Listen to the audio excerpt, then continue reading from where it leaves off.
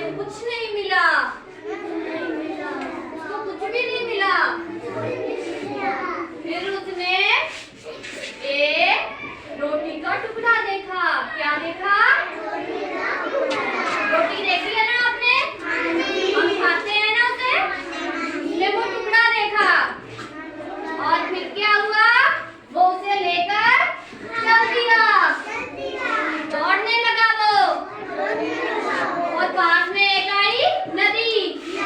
नदी देखी है? ऐसे पानी होता है उसमें। उसमें उसने अपनी परछाई देखी। देखते हो आप अपनी परछाई?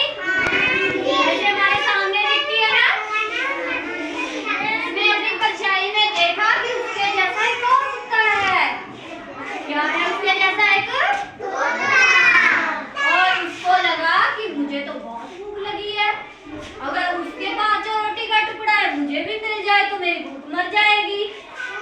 उसने सोचा ना कि मुझे भूख लगी है, और वो क्या करने लगा?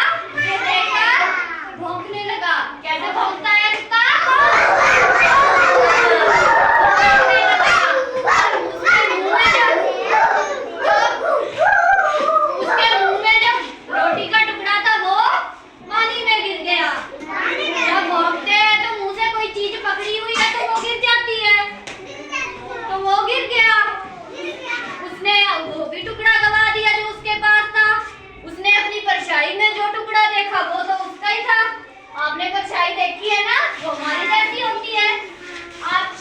आप अपने देखते हो ना, शीशे में अपने आप को देखते हो ना, बिल्कुल हमारी जैसा होता है। देखा है ना खुद को?